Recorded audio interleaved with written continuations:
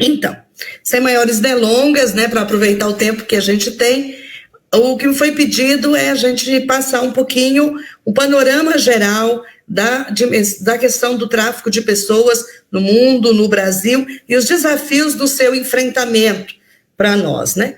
Então, quando a gente fala de tráfico de pessoas, a gente está falando, primeiro é importante dizer, de uma violação grave de direitos humanos, de uma violação grave do direito e da dignidade dos direitos humanos, né? Então, ele é realmente um crime contra os direitos humanos. Nós estamos falando de um crime que rouba a vida, a liberdade e a dignidade das pessoas humanas. Quando eu falo de tráfico de pessoas, é importante ter presente de que o tráfico de pessoas não é uma realidade de hoje, né? Ele é fruto de toda uma organização social pautada em sistemas escravocratas que vem desde a antiguidade. E que os nossos países, sobretudo os países colonizados, digamos assim, da América Latina, e entre eles o Brasil de forma muito grande, traz na sua história, no seu processo de formação ao tráfico de pessoas, né? Então, ele é fruto de um processo escravocrata de colonização e de organização social pautada na superioridade, né, no bem-estar de uma classe sobre a outra, né? Então, o tráfico de pessoas, ele é um crime de muito tempo e tem consonâncias, ele é criado a partir de uma organização social injusta, né? Então, acho que isso é importante a gente ter. Nós não temos tempo agora de fazer uma linha de tempo histórica, mas é bom lembrar todos os regimes escravocratas que nós tivemos no processo de colonização do nosso país. No entanto, com esse nome tráfico de pessoas, ele é um crime reconhecido, né, pela ONU, pelos órgãos internacionais e pelos países muito recentemente. O tráfico de pessoas foi tipificado, né, conceituado só no ano 2000. Apesar de ser uma prática milenar, né? Eu que sou religiosa, se a gente começa a ler os fundamentos bíblicos, nós vamos perceber a existência do tráfico de pessoas bem antes, né? Na antiguidade, depois na Idade Média, depois em todo o processo colonizador. Mas, de uma certa forma, demarcadamente, na legislação, nos protocolos internacionais, o tráfico de pessoas entrou no ano 2000, quando houve, em Palermo, na Itália, um grande encontro, uma grande conferência que era para tratar sobre a questão dos crimes, né, de droga e de armas, né? E nessa discussão, e aqui eu acho importante resgatar isso de uma forma muito simples, nesta conferência de Palermo, né, por isso depois tem o protocolo de Palermo que definiu o tráfico de pessoas, as mulheres, de um modo muito particular, começaram a perceber que entre os crimes, né, do tráfico de droga e de armas, tinha um outro tráfico que não estava sendo abordado, que era o tráfico de mulheres, naquela época chamado de tráfico de blancas. Então, nos bastidores, as mulheres começaram a trazer para as conferências, para as plenárias, também a temática do tráfico de seres humanos, né? Do tráfico de mulheres, mais especificamente, tráfico de blancas, tráfico de seres humanos. Esse burburinho, como nós sabemos bem fazer, da resistência feminina, acabou, no final, resultando num protocolo da conferência de Palermo, um protocolo especial sobre tráfico humano.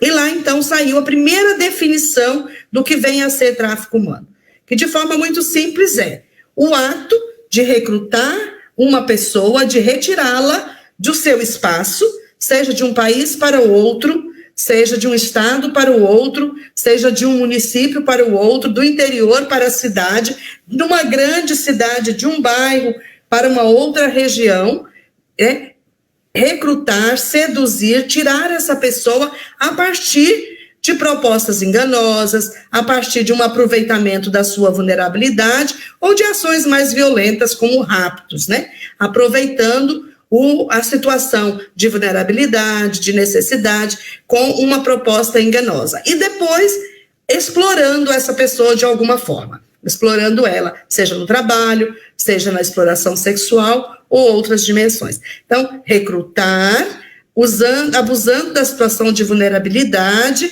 ou de outros meios para exploração. Então, é a retirada, o engano e a exploração. No protocolo de Palermo, teve essa definição, ela é grande, eu não vou ler aqui até em função do tempo, mas se vocês colocarem aí, né, na internet, em qualquer lugar, vocês vão ter a definição de Palermo literal, né, mas são essas que são. Existe um ato de tiragem, existe um meio de deslocamento dessa pessoa a partir de um aliciamento, de uma sedução, e existe uma forma de exploração.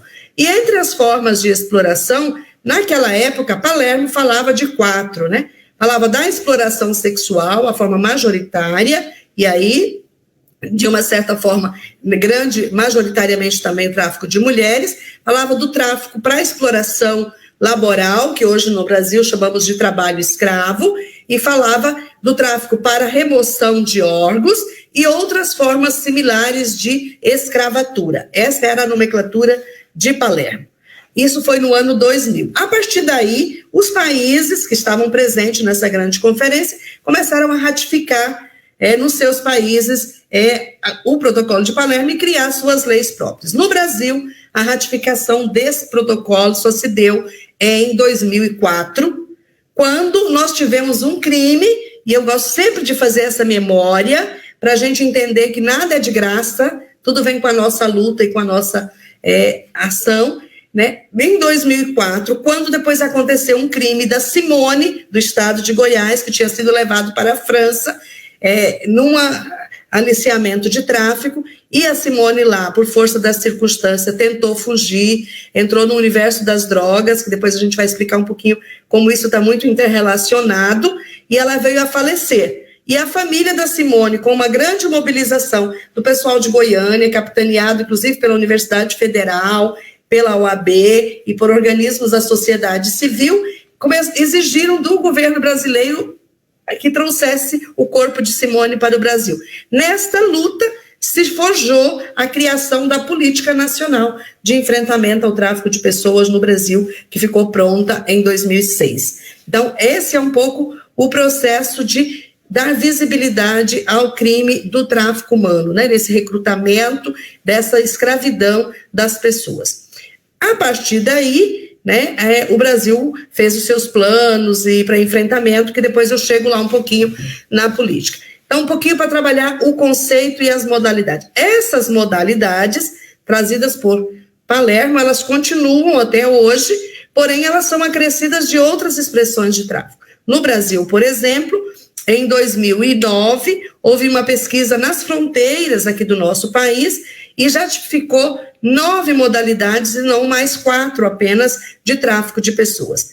Permanece com muita força a questão do tráfico para fins de exploração sexual, que né, e aqui vale falar que eu não estou falando da prostituição como, aqui aspas, né, uma opção voluntária, como uma liberdade das mulheres de usar isso como trabalho. Eu estou falando do tráfico de pessoas quando as pessoas elas são exploradas na sua sexualidade, o seu corpo é vendido para enriquecimento ilícito de outros, né? E elas sofrem exploração no mercado do tráfico de pessoas, ou quando elas então são aliciadas e enganadas e depois forçadas a se prostituir.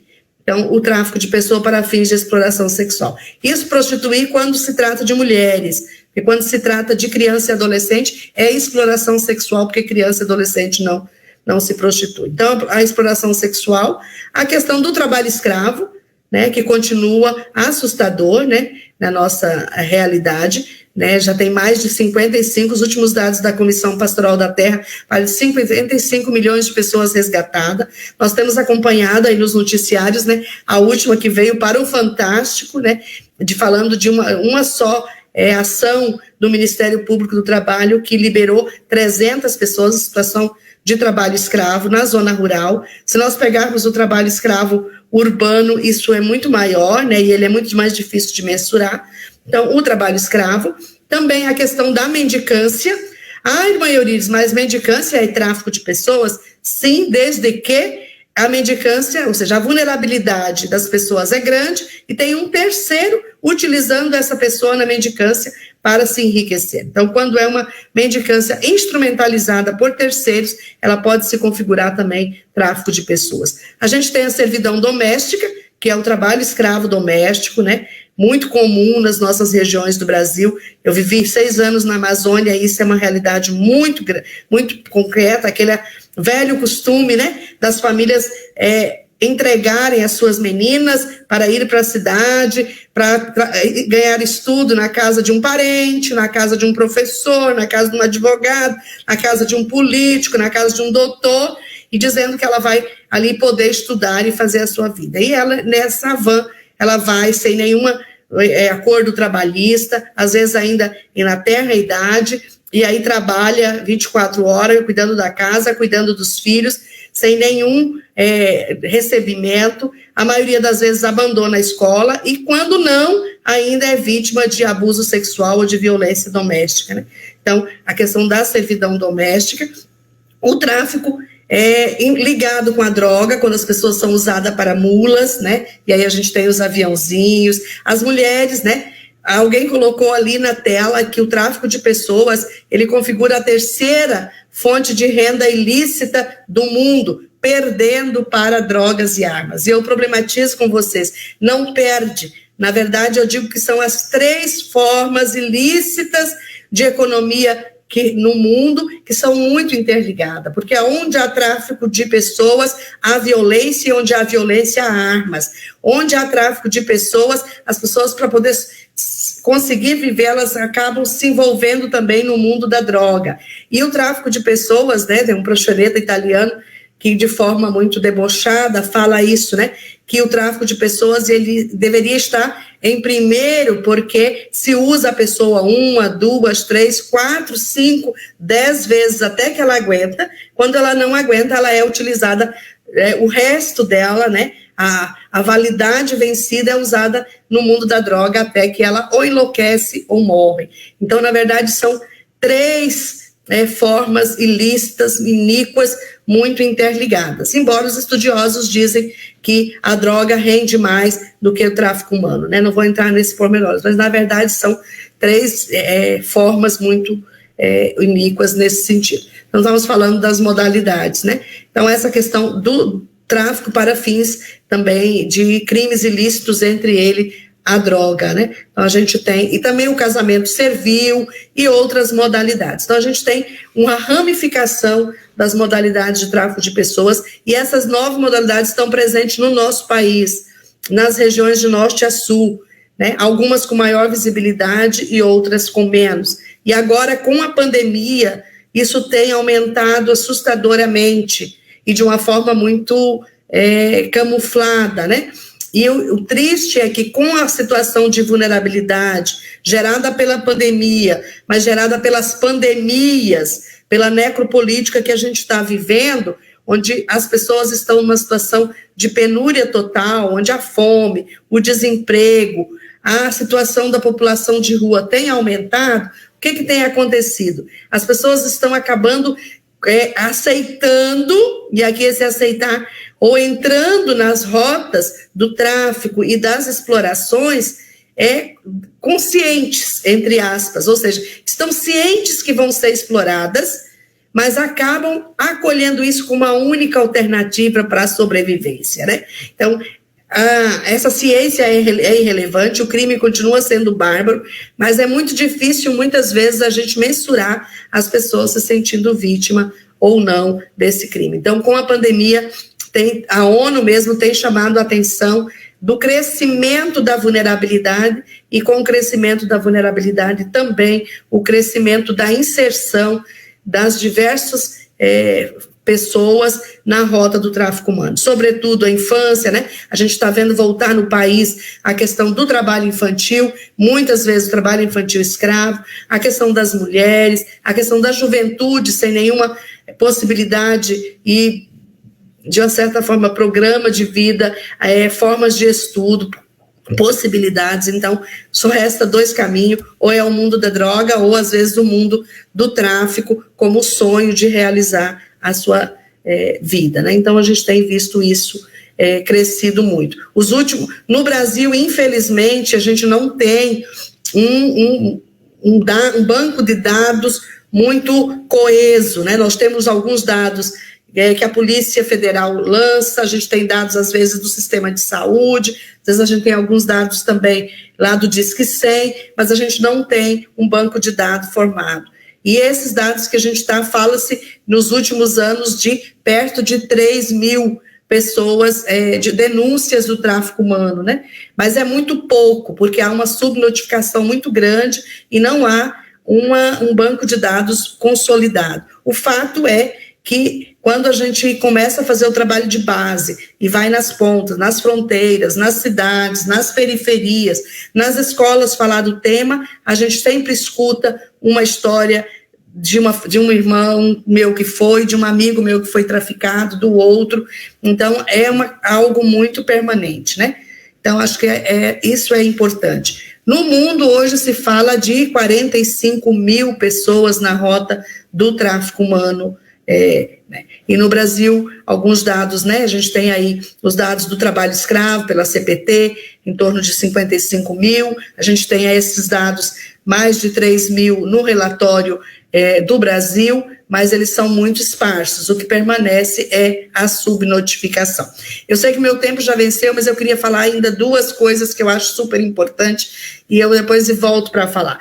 Também dizer que o Brasil, nesse universo do tráfico humano, ele é país de origem, grande exportador, o maior da América Latina, de pessoas para o tráfico internacional, mas ele também é um grande celeiro do tráfico interno, né, que é aquele trânsito de um lugar para o outro, e o Sudeste recebe muitas vítimas do tráfico do Norte e do Nordeste, estão espalhados nas nossas cidades, porque o tráfico interno ele é maior que o internacional e pouco visibilizado, mas o Brasil também é país de trânsito, porque nós temos os maiores aeroportos e grandes fronteiras, tanto no sul quanto no norte, para o trânsito de tráfico de outros países que passam por aqui e tem a facilidade desse trânsito, mas é também país de origem, porque também cedia, né? E aí São Paulo, né, tem a questão do tráfico de imigrantes muito forte, que é hoje uma das faces mais sofridas do tráfico humano, né? E São Paulo a gente tem, né, aí toda essa questão da cidade que tem muitos rostos e muitas faces, uma riqueza muito grande, mas uma exploração grande dos migrantes também nessa questão do tráfico de pessoas. E vocês começaram a falar da Maria da Penha, e eu queria dizer que a gente não pode pensar tráfico de pessoa sem pensar a interface de outras violações, porque além da vulnerabilidade socioeconômica, as violências, elas são também portas de entrada para as pessoas no mundo do tráfico, né? Tráfico de pessoas e também do tráfico de drogas.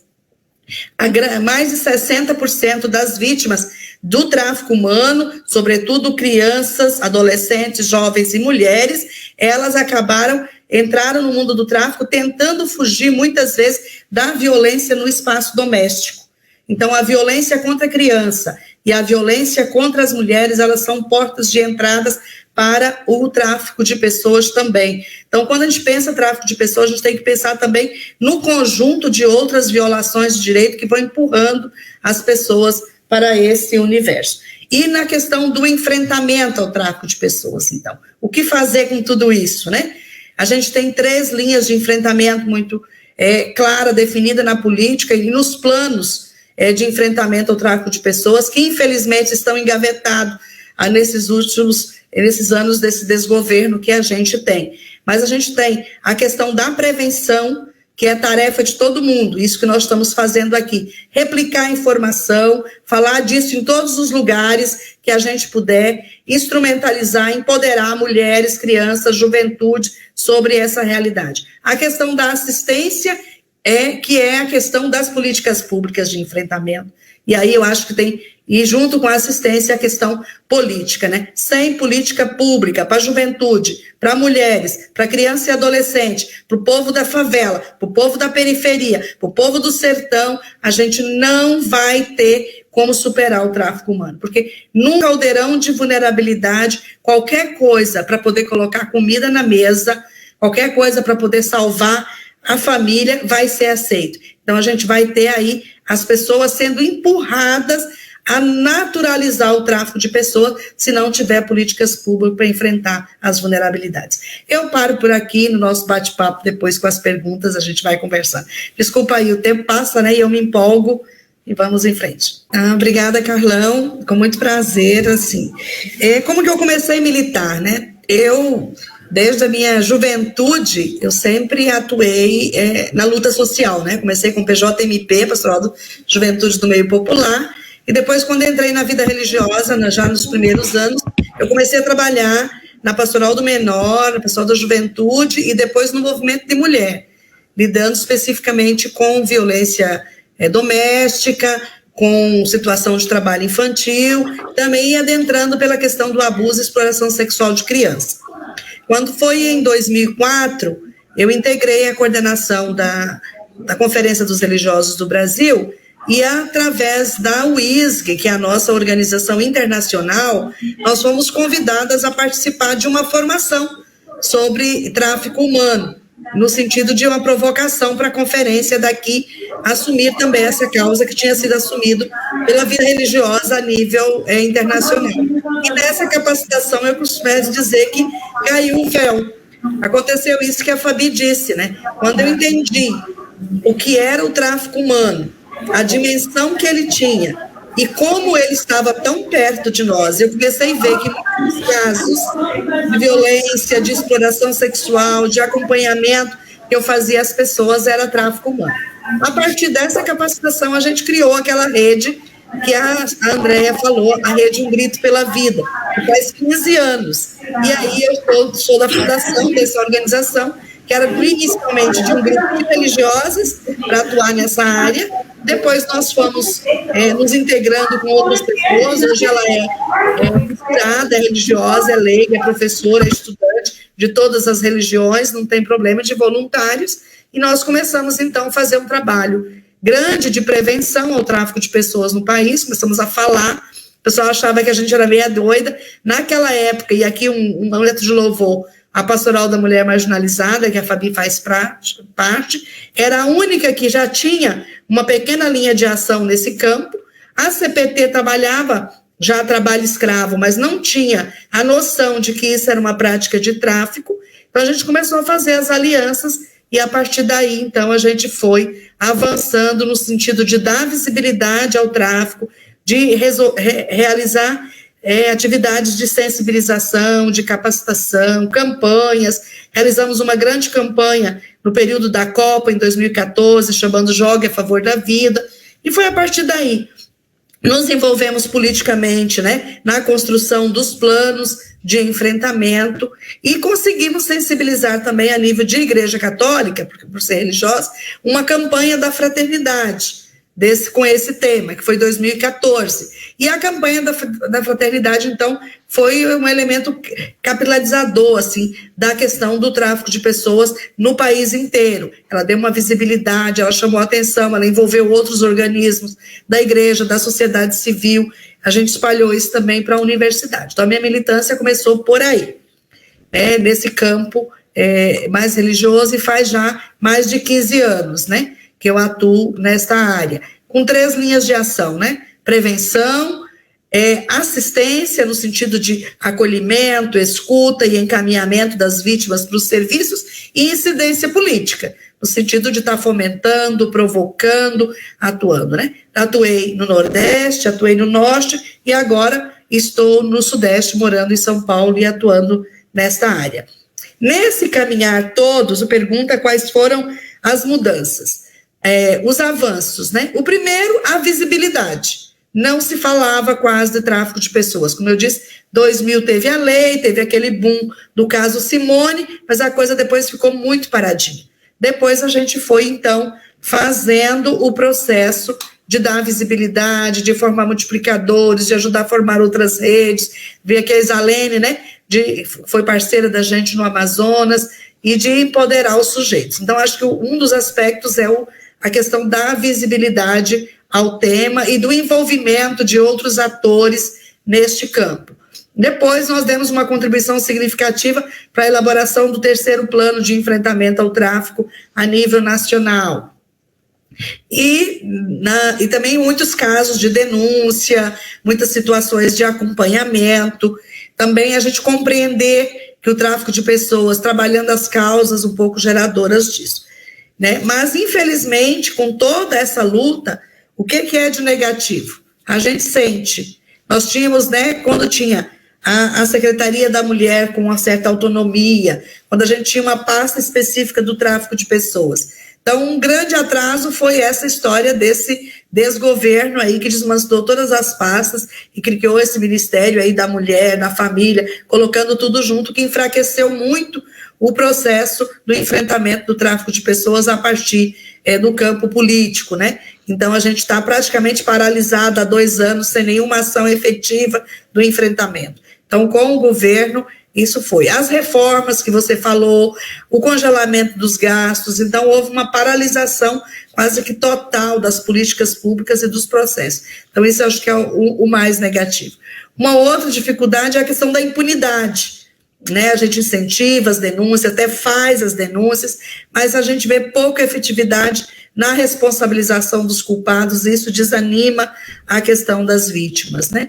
Então, acho que um pouco por aí. E queria fazer um comentário, né, para aproveitar o tempo, nisso que você falou, né? A gente tem consciência de que o tráfico humano, ele é um crime democrático. Tem também pessoas da elite que são traficadas. A gente tem jogador de futebol, a gente tem artista, a gente tem escritor, mas são casos em bem menor quantidade. A grande maioria das pessoas vítimas do tráfico são aqueles que estão nas situações de maior vulnerabilidade. E quem é que está em situação, que sempre esteve e está em situação de maior vulnerabilidade? Os pobres, e dentre os pobres, os negros, os indígenas, as mulheres, os migrantes, né? Então, e agora a comunidade LGBTQIA+, também, né? Então, são esse o público de maior incidência no tráfico de pessoas, e com certeza, então por isso a gente diz que tem gênero, né, tem classe e tem cor, né, e a gente sabe mais do que nunca de que o racismo estrutural não está superado, longe de estar superado, e recai com certeza em cima do povo negro, em cima do povo migrante, em cima do povo indígena, né, das pessoas que têm características diferenciadas.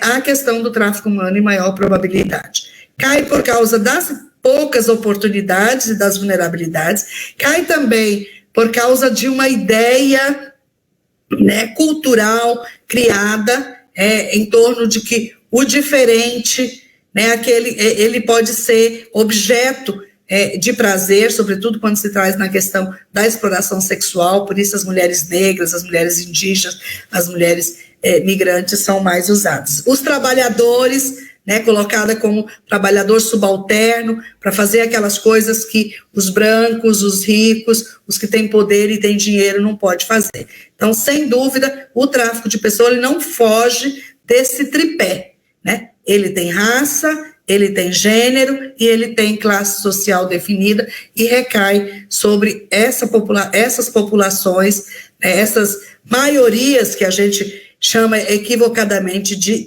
minoria, as maiores vítimas e o maior sofrimento. Então, acho que esse é um problema. E queria trazer também essa questão que a Fabi trouxe, que é muito importante, né? Quando a gente fala do tráfico, a gente faz esse panorama mais amplo, é importante a gente saber que esse panorama mais amplo, ele acontece com a soma das realidades locais. Então, as políticas públicas, elas precisam ser nos 3 níveis. Elas precisam ser lá no nível local, municipal, do estado, ou do município, ela precisa ser estadual e ela precisa ser nacional. Se a gente não abarcar nos 3 níveis, a gente não vai ter condições de enfrentar. Então, por isso, o olhar, a acessibilidade da identificação a partir do micro, ela é muito importante, né? Então, abrir os olhos a partir do local, mas, ao mesmo tempo, também está incidindo para que esse tema ele seja trabalhado nas diversas esferas da nossa trabalhadora, né? E assim, quais são os canais de enfrentamento, né? cada vez mais a gente precisa pensar na intersetorialidade das políticas públicas, a gente precisa fortalecer os instrumentos de denúncia, né? O Disque 100 nacional, mas também ter os instrumentos de denúncias locais, e a gente precisa cada vez mais também incluir esse tema nos processos educativos, seja na educação popular, comunitária, como também nos espaços de educação formal, né? O que com esse desgoverno a gente perdeu muito, né? Por causa de toda essa caricatura moralista que se criou, tirando os estudos de gênero, de uma certa forma, ideologizando de forma equivocada o que a gente fazia no sentido de trabalhar com os adolescentes, com os jovens, questões que são causas geradoras do tráfico humano e de outras mazelas. Então, mais ou menos isso. Obrigada. E, assim, dizer que o enfrentamento do tráfico de pessoas é responsabilidade de todos, da sociedade, do Estado, né, e nas suas diversas esferas, e também da gente enquanto indivíduo, né? Então, é importante agora, no período eleitoral, a gente ter presente quais são os candidatos, as chapas, né, que estão, de fato, incluindo essas temáticas na sua plataforma. E eu, mais uma vez, parabenizo vocês por estar atenado a essas questões, essa rede de exploração do tráfico humano e das outras interfaces que estão interligadas a essa problemática.